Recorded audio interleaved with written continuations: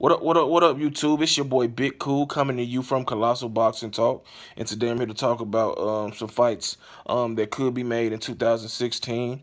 These are some very good fights, some interesting fights. They're not mega fights, but they're certainly fights that are intriguing and will definitely get the hardcore boxing fans' attention and get them tuned in to their TVs, laptops, iPads, tablets, wherever they choose to watch the fight.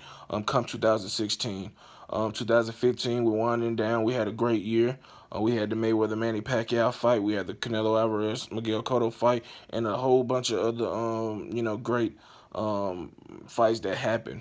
But on to the fights, man. According to an article I read on BoxingScene.com, a rematch is in talks to take place likely April 16th, or excuse me, not the date. I'm thinking about a different fight that is likely to take place on the 16th or the 23rd of April. But back to this fight I'm talking about, a rematch between Mauricio Herrera and Ruslan Provodnikov. As you all know, back in 2011, Mauricio Herrera gave Ruslan Provodnikov his first career defeat. It was a very good fight. We all know what both guys bring to the table, and it's a very intriguing, rematch. Some people may say it's not needed, but both of these guys are, really don't have a lot of options, or the options that they do have aren't really interested in facing them, because both of these guys are tough outs for anybody. Stylistically, I think this is a good fight because Mauricio Herrera likes to fight on the inside, although he can fight on the outside. He has a quirky jab, awkward style, and I think that Provodnikov suits him in terms of his style. He's not a quick guy. He's not.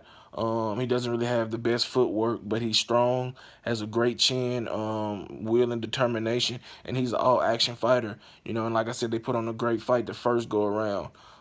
They're a little older, and Provodnikov has been in a lot of wars since his fight with Herrera, with Lucas Matisse, Tim Bradley, Mike Alvarado. Um, the list goes on and on. He's been in some brutal fights, and if this fight is made, it will be made sometime in April. And Arlie Paleo, the representative of Ruslan Provodnikov, said that he believes HBO is interested in making that fight, and if the fight is made, it will likely take place at either StubHub in California or maybe Carson Arena. I believe that's what it was said in the article. But like I said, I hope that fight gets made, because both of these guys deserve another crack on HBO. And what other way to get them back on there than to face each other. Um, another another fight that's being talked about is Nonito Donaire taking on Evgeny Gravanovic. Nonito Donaire won his WBO featherweight scrap in a great fight against what's his name, Gennaro Juarez. Or Cesar Juarez. I might be saying his name wrong, or just whatever. But y'all guys and girls know who I'm talking about. It was a terrific fight. Nonito Donaire, dropped him a couple times. He also survived, some punishing shots to overcome uh Juarez's, effort to, become the WBO featherweight champion, or junior featherweight. But that fight is being eyed for April 16th or the 23rd, in Manila, in the Philippines.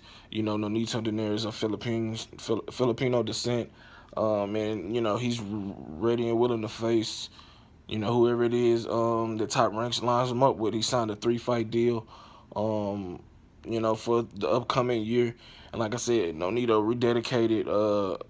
Although he's lost a step and he's closer to being out of his prime than in his prime, he's still a very capable fighter with explosive power, good speed, and overall good boxing skills. So Gradovich is a pressure fighter. Applies a lot of pressure, works the body, and he's not a big puncher, but he's definitely a cagey, scrappy veteran fighter who's had some success in the pros, beating Willie Deb twice, I believe. And like I said, he's a good fighter, and that's a good fight to watch for. I don't know if it'll be televised on HBO, in one of the afternoon cards on HBO Plus or whatever it may be, or maybe a top rank televised card. But whatever it televised is, I'm definitely sure it'll be a great fight. Um, and you have IBF welterweight titleist Special K Brook likely defending his title against mandatory Keith-Bizer. Uh, Eddie Hearn, promoter of Kell Brook, said that Bizer's team, Yvonne Michael, out of Canada, would like to stage the fight in Canada or in America, but that Hearn believes the fight, can take place in the UK, and obviously that would favor Kell Brook even more than him just being the better guy, the bigger guy, the stronger guy. But had a home field advantage, had that crowd support, definitely gives him an extra boost. Like I said, he was supposed to fight Diego Chavez October 24th, but pulled out due to a rib injury, so he hasn't been back into the ring, since his May 30th wipeout win over Frankie Gavin, his fellow countrymate. Obviously, I favor, Kell Brook going into this fight. He's a terrific fighter, undefeated, defeated Sean Porter. And hopefully, after this fight, there are talks of him and Khan possibly reaching an agreement to face each other in June, or the summertime at Wembley Stadium. Wembley Stadium, excuse me. Shoot. There would be nothing less than spectacular. It would be a sellout. Two bitter rivals. Excuse me. They really don't like each other. I mean, and the two best UK welterweight fighters, from their country going against each other, I think it would be nothing but action and would likely end in somebody getting stopped. Um, and you have David Lemieux, who is on a return in March against an A or A plus opponent. That remains to be seen because he's with Golden Boy, and I don't really see Golden Boy having that many A plus middleweights that could, you know, face him. Neither do Top Rank, and unless Al Heyman and Oscar start working together, I don't see who they could be. Maybe they could get David Lemieux and maybe James Kirkland, even though that's not an A-list fighter. He's an action fighter with big power, and they can, we can see how you know both guys have bounced back after suffering knockout losses. Although Kirkland's loss is more devastating. Maybe you know I don't know. We'll see. Maybe Clottey, even though he lost to Rosado, he's a solid fighter.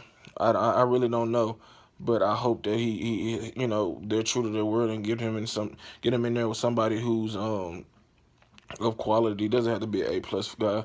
A B guy, B plus guy is a good option and is more than acceptable for a fight on HBO. So we'll see. Maybe they try to angle a rematch with him and Gabe Rosado, since Gabe Rosado looked good defeating Joshua Clottey this past weekend. And they can try to build that up.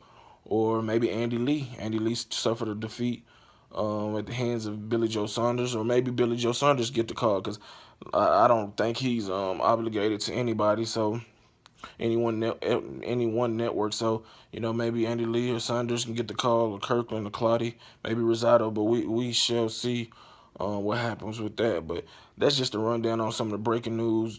I mean, not breaking news, it's just news that's going around of potential fights that can be made and are likely to be made. So what are your thoughts on the fights that I mentioned, and who would you like to see David Lemieux face when he returns in March? Leave the comments in the comment section below. Like this video. Subscribe to Colossal Boxing Talk.